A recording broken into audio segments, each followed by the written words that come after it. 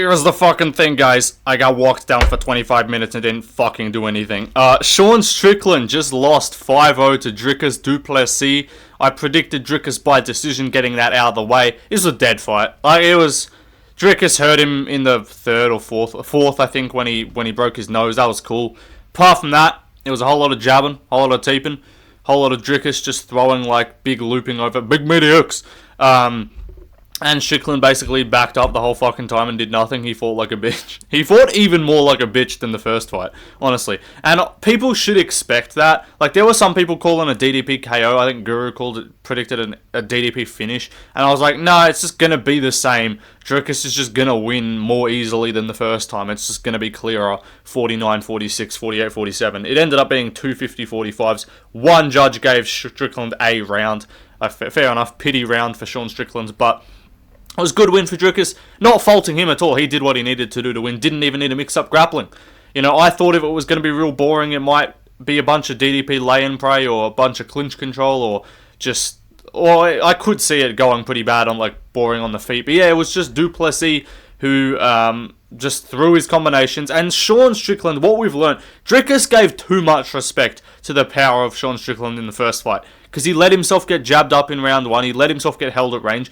We've now learnt Dricus, because every time Dricus threw, Sean would just stop. He would just stop what he was doing, and he wouldn't throw. And he would focus on defense first. So basically, we've now learnt that if you have a good chin, you can just, and you have output that has to be respected, unlike Izzy or unlike an Amavov, where Strickland can just get in your face. Dricus can just throw his big looping overhands, and Strickland just goes, alright, block that, and he was blocking most of it, but then he doesn't get the fucking time to do anything himself. So it's a really smart game plan against Strickland, is to not, everyone gets crowded by him, everyone lets him go on the front foot, and when he was on the front foot, he was having success.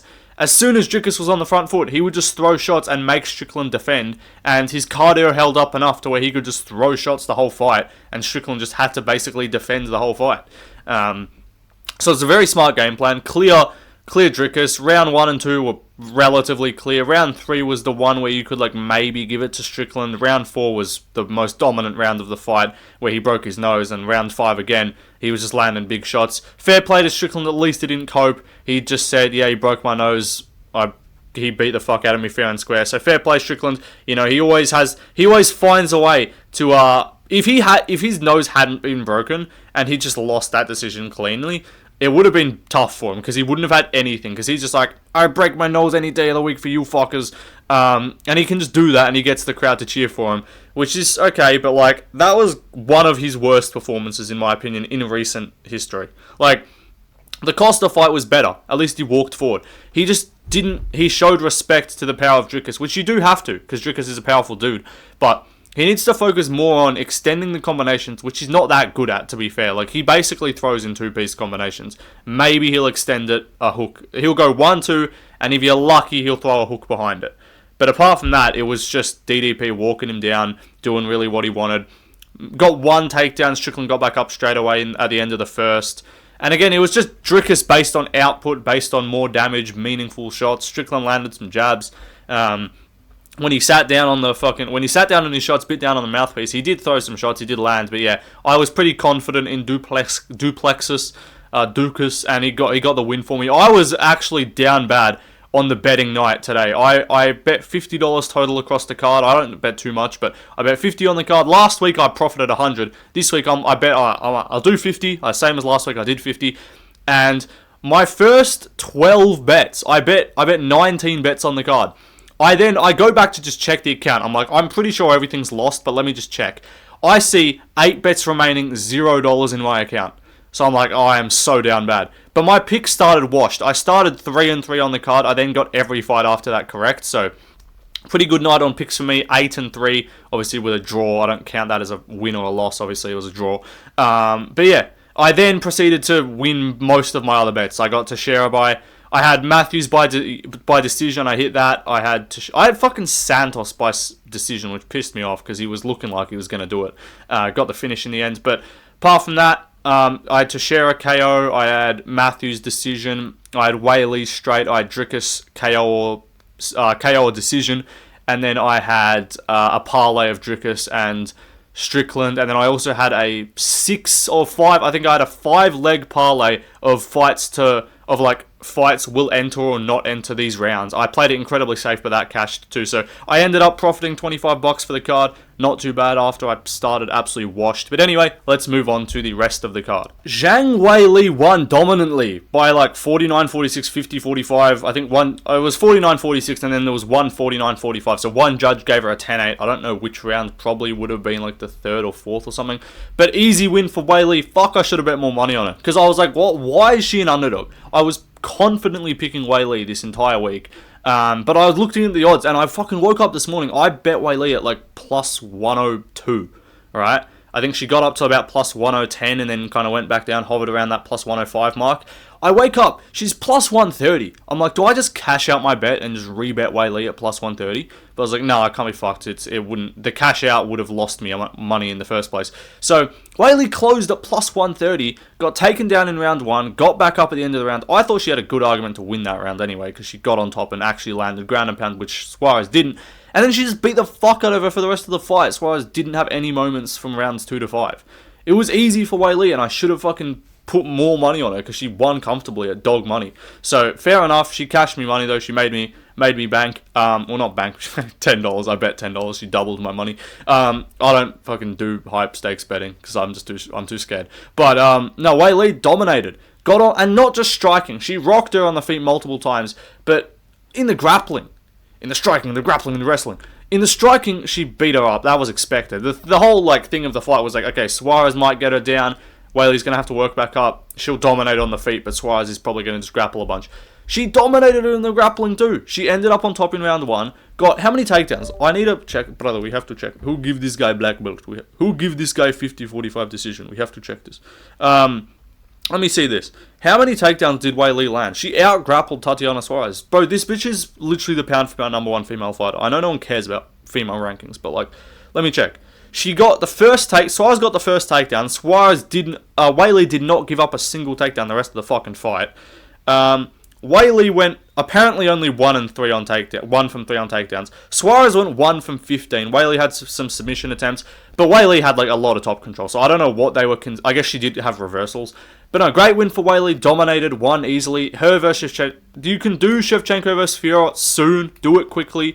Do it in May. That seems like what's going to happen on the Canada card. Canada, good luck, kid. You're getting Bilal Muhammad versus Shavkat, and you're getting Manan Fiorot versus Valentina Shevchenko. Good luck, kid. Better luck next time. That's what you're going to get, probably. Or you're getting Pena. You might get a double women's title fight main event, to be honest. But it's probably going to be either... it's going to be a Bilal Shavkat main, and it's going to be either a Pena Harrison co-main or a Shevchenko Fiorot. If they want to just do Pena Harrison and then just delay Shevchenko Fiorot and just say Fiorot, you can wait, book Weili, but I think they're more likely give Weili some time to rest, give her some time to bulk up, give her some time to prepare for 125 because there's no one else for her at strawweight. Verna Jandiroba's fighting Yan, and if Verna wins and Weili wants to come back down, maybe. But apart from that, she's cleared out the division. Great win, easily dominated Suarez, and we fraud-checked the most overrated grappler in UFC right now. Anyway, let's move on to the next fight. Talison Teixeira KO'd or finished TKO Justin Tafa in 30 seconds flat. I picked him to win. Everyone was like, oh, Talison is getting cracked on Contender Series. He's mid. Tafa's going to KO him like he did to Austin Lane. This is not Austin Lane, buddy. This is not whoever that other bum that he KO'd was. Yeah, there's tall heavyweights. Not all of them actually know what they're doing. There's tall fat heavyweights and there's tall NFL players. I'm never picking a fucking NFL player to win a fight. Austin Lane sucks. But yeah, Tafa, he was just way shorter. I think the reach advantage was there for sure. The height advantage, I think, was a bit exaggerated. It said it was I don't think Teixeira's 6'7". He might be. But no, he did well. He landed a nice head kick early, shot in a sort of telegraph takedown. That's all good. Ends up in the clinch, lands a nasty knee to the body, and then lands a nasty elbow. Tafa goes down, few ground and pound shots. Tafa brothers are professional complainers. Him and Junior Tafa. Junior fucking got tapped by Volta Walker verbally and then whinged about it. And then Justin Tafa complained about an early stoppage when he curled up in a ball and wasn't. He's like, you didn't give me a chance to fight back. You were curled up in a ball, getting punched after going to the ground from an elbow. What do you fucking expect? But Talison Teixeira, we will be taking over the heavyweight rankings with pure not being fat. That's the new base for heavyweight. I am picking anyone who's in shape to beat a non-in-shape heavyweight. Honestly. unless they're an NFL player like Austin Lane or Rebellis to Spain.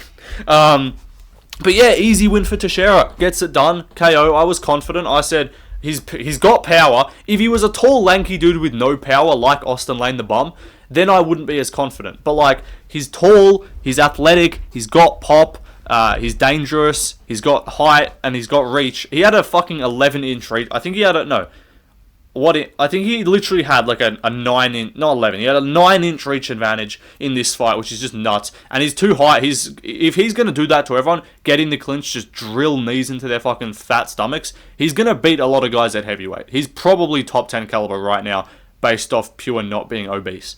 Anyway, let's move on to the next fight. Jimmy Crute and Rodolfo Bellato had a draw. I picked Bellato by comeback finish of sorts, or just TKO in general, and he was close. If he'd just drilled a few more calf kicks, he could have got it done.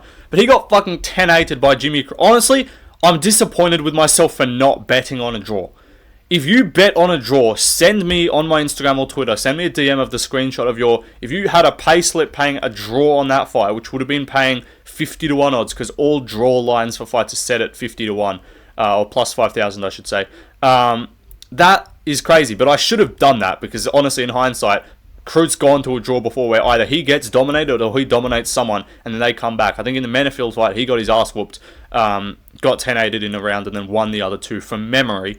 Or there was a point, it was a point deduction in the Menefield fight. But this one, he was looking like a maestro on the feet, compared to Rodolfo Bellato's blockhead, who's terrible. And then he just gasses. He could have been stopped, honestly. Bellato threw himself on bottom at one point. Lovely stuff. But Bellato comes back, wins the second and third. In my books, yeah, definitely a draw. You can't not give that first a 10-8. That was clear 10-8. And I thought the second and third were clear for Bellato. Draw is not unreasonable at all. Anyone saying like robbery is retarded. So on picks, I think I could count it as a half point. I think it's better off to just count it as no points for your wins, but no points for your losses. So there were 12 fights on this card. I went 8-3, obviously, just you eliminate that one. But anyway, great stuff. Fun fight, terrible quality, like these guys are awful. Bellato's lost. Bellato's getting outstruck by fucking Ihor Potieria and Jimmy Crute back to back. Might be the worst striker light heavyweight, but he's got toughness and he can come back, I guess. Anyway, let's move on to the next fight. Jake Matthews, Francisco Prado. This was an easy call. It was Jake Matthews all day, just using his size. There was an idea of a Francisco Prado catching him, lighter man skill, but at the end of the day, Jake Matthews is solid. He doesn't usually get put out. He can get dropped by like Semmelsberger and stuff, but those are welterweights. Semmelsberger's a welterweight. Prado is a lightweight who's gone to the gym and done bicep curls. He's alright, like he's good, but like this dude lost to Jamie Mullarkey. He KO'd Ottoman and Zaitar. Welcome to the club. My nan did it last week. This dude got schooled at range by Zellhuber. By the way, Zellhuber's now got a fight announced with Elvis Brenner, UFC Mexico. Badass fight, kid. They know what they're doing, that guy. Just keep booking Zellhuber against tough fucking South Americans with good chins and toughness and power. Not even like power, but just high output boxing like Ribovic and Prado and now Brenner. That'll be fun. But yeah, it was all day. Prado's just doesn't have he has a 69-inch reach. This dude has a average-sized fucking bantamweight or like a smallish featherweight's reach. Like Volk's got more of a reach than this dude. That is tough. He's got literally the reach of a featherweight. Like that's tough. You're not going to be... Jake Matthews is a normal-sized welterweight. You can't just bulk up and expect to have success. You're just going to get frame mocked. Anyway, easy win for Matthews. Let's move down the card to the featured prelim. Jack Jenkins, Gabriel Santos. I picked Gabriel Santos. Everyone thought Jack Jenkins was the fucking darling underdog of the week. And I'm telling you, I was saying, this dude lost to Jamal Emmers. This dude took Herbert Burns to the third round and got taken down by him. This dude got his arm snapped by Chepe Mariscal. He's beat Don Shane. His best wins are Don Shanis, and he didn't beat Jamal Emmers. And he lost to Chepe, and he beat Herbert Burns. His best win is literally Don Shanis. Who's better, Don Shanis or Herbert Burns? I don't know. And he took Don Shanis to a fucking decision. So I was pretty confident in Santos. Look, it was risky early. I'm not going to act like this was a flawless fight for Santos. He did get dropped bad with a head kick. But again, after that, Jenkins has powerful kicks, fair play. His punches aren't that great. They're clean, they're technical. But I'm sorry, bedtime. You just got to stop glazing these random Australians for throwing a nice combination, looking technically good with no actual power or grappling. Like, I'm sorry, Jack Jenkins he's not fucking top 15. Santos beat Lerone Murphy and got robbed. Santos almost got him in a fucking triangle as well. Fair play to Jenkins for toughing that out. Jenkins posted on his IG, apparently got like elbowed, busted up his mouth or something. And then, yeah, second round, heavy grappling, easy for Santos. I knew he was going to out-grapple him. This dude's like out-grappling good fighters and looking good against them as well, not like taking Herbert Burns to the third. And then third round, he fucking absolutely cracks him with a front kick up the middle. No idea how Jenkins took it. Fair play to his chin. Gets taken down, gets choked, nasty, just absolutely tugged on his fucking neck. Great win for Gabriel Santos. I picked him to win. I like Gabriel Santos as well. He's one of my favourite unranked featherweights. You know, it's not a large pool of fighters, but I do like Gabriel Santos. I like those Brazilians, you know, shootbox guy. And he came back out into the crowd afterwards and was just chilling, watching the fight. So, respect. Anyway, great win. Let's move on to the next fight. Vyacheslav Borchev, Tom Nolan. This was a bad pick from me. I did pick Borchev. I was like, oh, Tom Nolan got dropped by Nicholas Motta and finished. I better pick Borchev because he's got some pop and he's got some nasty big meaty hooks. But he's mid. He got dropped by Chase Hooper. In hindsight, don't know what the fuck I was doing picking. But I was like, Tom Nolan took Alex Reyes to a fucking mid decision and looked kind of bad against him in a lot of moments. Looked mid against Victor Martinez. But he is young, so I should be predicting improvements. I should be not predicting him to look the same as he did in his debut when he was like 22 years old. So good win for Tom Nolan, clean win. I'm not going to cope about this one. Looked good with the grappling too. Borchev just wasn't able to get going. Tom Nolan's range is just fucked. I'm just going to pick unranked fighters to win based on reach. If I don't think the guy's like got extreme weakness, which to be fair he does, but like, I don't know. It is what it is. I picked Borchev as a slight favourite. He lost. I think it closed around even money. But yeah, good win. Nolan was not a like unreasonable pick to pick. I'm not going to be like, bro, who the fuck would have picked Nolan? Like, he's a good fighter. He's got range. He's got the potential to be better than Borchev. So I should have gone on that. Anyway, let's move on down the card. Wang Kong versus... I'm not calling it Wong. Wang Kong versus Bruno Brazil. This was easy. Again, I don't know who the fuck was picking Bruno Brazil. Oh, but Wang Kong got fraud checked in her last fight. Yeah, she got randomly caught by a roided looking fucking Brazilian. Like, cool. Bruno Brazil's mid. She's got no power. She's not that good at anything. This was Wang Kong all day. Anyway, let's move on to the next fighter. Next fight. Ilia Toptoro. I'm not calling this guy Alexandra Topuria. His name is Toptoro. Aptoro, yeah? I'll slap the nails off him. He beat Colby Thickness. I was never picking Colby Thickness to win a fucking fight against Top Toro. That was just not gonna happen. Bedtime. I'm sorry, bro. Your picks were washed on this card. Guru and Bedtime competing for most washed picks on this card. I think Bedtime won. He picked Top Toro. He picked fucking Bruno Brazil. He picked Jack Jenkins. He picked Sean Strickland. That's tough. Couldn't be me. No, but to be fair, my picks started 3-3. But no, Top Toro, Colby Thickness is just mid. This was literally just Volk versus Ilia at home, but Toro had some mixed in grappling, alright? Like, Colby Thickness did the Volk of just trying to stay on the outside, outpoint him, except he's shit. Like, he might not be shit, he might be decent, but like, he tried to do the thing of like, oh, let me just look all technical and try and keep my range and not get caught. And he was clearly like a bit scared of the potential of the power. We ended up seeing the power wasn't that much to be scared of. Top Toro, he can crack, but he's not got like a real one shot put you away power. But this is not like, this appears to be a decent brother. I don't think he's gonna be top 5. Kenny's about to come out and Kenny dropped the worst fucking take on Twitter. He said, just gonna say it now, he's more well rounded than Ilia. Because he fucking suplexed a guy. Like, okay, cool. Ilia did the same thing to fucking... This was just Ilia versus Zalal at home. Like, not really, but like, similar sort of concept, right? But no, Top Toro looks good. I'd be interested to see him against, like, actual competition. Would he have beaten Cody Haddon? Probably could have edged it out with grappling. Maybe. But, like, I want to see this dude versus, like, an actual good fighter. Now that the UFC knows he's at least got a win, they can promote him. They should be putting him... Like, the fight ended up being terrible, so I'm not complaining that it wasn't on the main card. But, like, if you're looking to try and scrape a few extra fucking...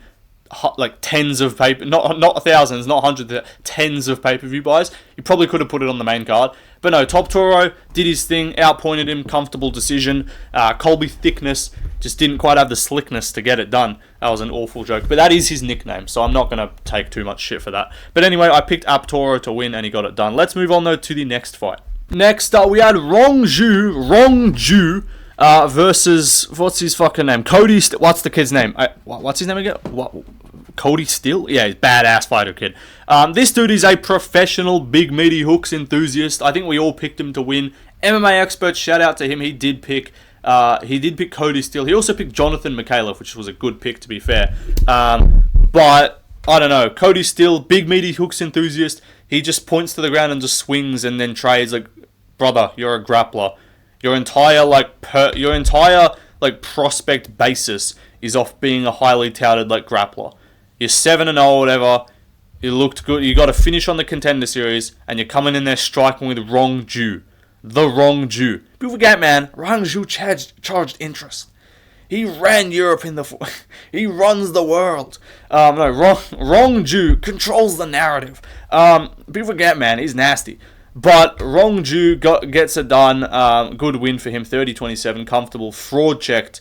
No, I'm not doing the I didn't pick him, but like we lost and looked mid. Not a good year to be an undefeated fighter coming off Contender Series. Anyway, let's move on to the next fight. Next up, we had Jonathan Michalec versus Kevin Jousset. I picked Jousset because I was like, he's beaten UFC fighters. Michalec, I got no clue who he is. I'm just not like, I don't regret the pick. Like, I'm not going to be going into the fucking weeds doing tape study on Jonathan Michalec on debuting Contender Series guys with no fucking known wins. Alright? Like, he got a submission against some dude on Contender Series. How am I supposed to know he's going to outstrike Kevin Jousset? It was a good win for him, though, to be fair. He's just powerful kicks. Quick, powerful kicks gets it done. Good win. Anyway, let's move on to the next fight. Do not hinder! Anshul Jubilee, the pride of India, got KO'd in 20 seconds. I turned this shit on. I was trying to get my stream up. I couldn't do it. The stream fucking crashed. Sorry, boys. I'll be live next week, hopefully. I have Anshul Jubilee took... Quinlan Sakil took Jubilee's chin, and Anshul Jubilee took my Wi-Fi, bro. This guy fucking hacked into my internet. I redeemed the gift card, and Anshul Jubilee was redeemed. Got KO'd. Not like out bad, like bit early, but yeah, he looked like unconscious, like flatline KO, and then he randomly woke up and his head bounced off the canvas. But he gets finished in 20 seconds. I thought we were about to be in for a fucking generational card. Like, I thought we were... Like, after the first 3 prelims were solid, you know. We got Jubilee getting absolutely fucking slept. Pride of India. And then we got a fun fight with Jousset and Michalec. Got a really fun fight with Cody Steele and Rong Ju. And then I was like, alright, we're about to have Aptoro versus fucking Thickness. We're going to get some good fights. We're going to get some good finishes. And then the card momentum kind of died. Like, Top Toro fight was alright. Wang Kong fight was mid. Tom Nolan fight was mid. Jenkins Santos was actually fun. The card was mid. Again, it was just no stakes. Like, there was just a whole bunch of mid. Like, the highlights of the card, the 2 fucking finishes of the card. No, there were 3. Okay. Jubilee getting slept was 1 finish. Fat fuck Tafa getting slept. I love how I put these 2 on my fucking thumbnail for my predictions. And I put Jubilee with a fucking poo emoji, and then Tafa with a pig emoji, and both of them lost. They were the only 2, like, highlights of the card. Apart from that, Gabriel fucking Santos got a submission. Good job, okay. There was 3 finishes. Unless I'm tripping. 3 finishes on a 12-fight card is crazy work. That is tough. Anyway, yeah, that'll do it, guys. Jubilee lost, lol. Quinlan Sakil actually looks pretty solid, though. But that'll do it, guys. What did you think of the card? Let me know. And apart from that, I'll see you guys in the next one. Hopefully I'm live for next week's card. And yeah, $25 profit on the card, pretty mid. Last week I profited 100, so I'm up for the year, boys. Weili and DDP clutched up. CCP power, let's go. Anyway, goodbye.